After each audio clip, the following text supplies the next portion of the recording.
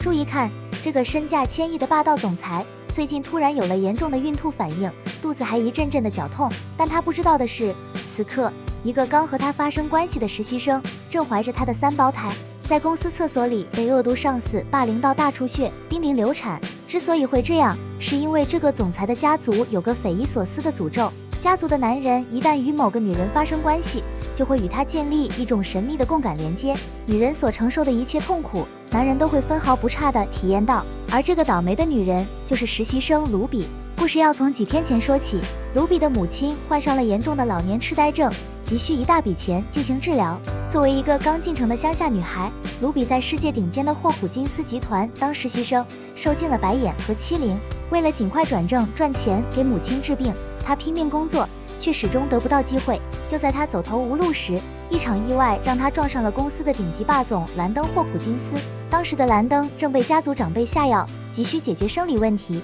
绝望的卢比为了抓住这根救命稻草，鼓起勇气与兰登做了一笔交易，他帮他解毒，而他必须让他转正。一夜过后，卢比如愿以偿，却也在兰登心里留下了为了上位不择手段的廉价印象。兰登虽然嘴上鄙夷，但出于一丝愧疚，还是让助理暗中给了卢比一张500万的支票，想要彻底撇清关系。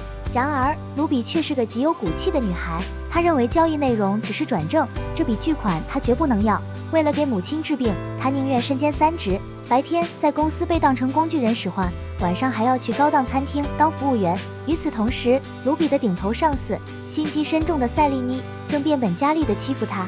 塞利妮不仅抢走了卢比熬夜多日做出的项目方案，还当众羞辱他的贫穷出身，甚至以开除为要挟，逼迫卢比下跪求饶。就在卢比为了母亲的医药费准备弯下双膝的那一刻，兰登出现了。他目睹了这一切，第一次对这个女孩产生了恻隐之心。他当场宣布卢比转正，并惩罚了塞利尼。可怜的卢比还来不及高兴，厄运再次降临。他租住的旧楼被霍普金斯集团收购，要在雨夜被房东赶出去。当兰登在视察项目时，看到卢比和他神志不清的母亲被推搡到大雨中，无家可归，他才从旁人口中得知，这个被他误会为拜金女的女孩，原来背负着如此沉重的家庭负担。巨大的愧疚感涌上心头，他终于明白，卢比拼了命想要转正，只是为了拯救他的母亲。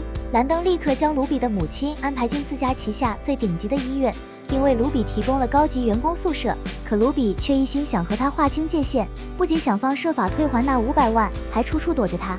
然而他不知道的是，自己已经怀上了兰登的孩子，而且还是3胞胎。由于体质虚弱，加上怀了3胞胎，卢比的孕期反应极其剧烈，而这一切反应都通过神秘的共感传到了兰登身上。他开始频繁的恶心、呕吐、腹痛，却始终找不到病因。为了查明真相，也为了搞清楚卢比到底怎么了，兰登下令全公司进行体检。一张孕检报告彻底揭开了谜底。兰登看着报告上3胞胎的字样，震惊得无以复加。他终于明白自己为何会饱受折磨，也终于意识到自己即将成为3个孩子的父亲。然而，更大的危机正在逼近。恶毒上司塞利妮得知公司要体检，担心卢比怀孕的事情败露后会得到兰登的特殊照顾，于是心生一计。他故意拿一份错漏百出的方案刁难卢比，并趁其不备，用厚重的文件夹狠狠撞向卢比的腹部。卢比当场摔倒，身下流出一滩鲜血，瞬间昏死过去。塞利妮和他的几个跟班见状，非但没有救人，反而为了迎接即将到来的兰登和大客户，竟将昏迷的卢比拖进杂物间藏了起来。就在卢比被撞倒的瞬间，远在办公室的兰登感受到了一股前所未有的剧痛，仿佛5脏6腑都被绞碎。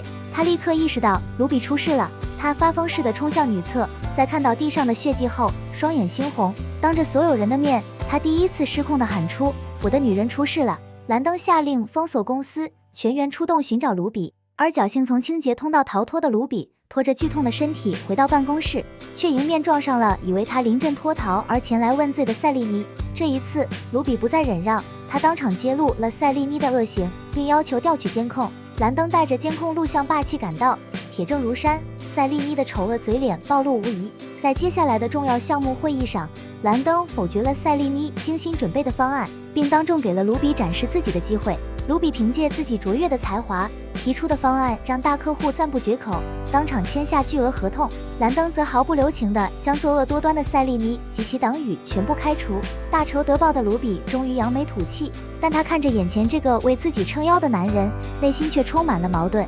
他感激他的帮助，却更害怕他发现孩子的存在后会强行夺走他们。于是，在会议结束后，他再次选择了逃离。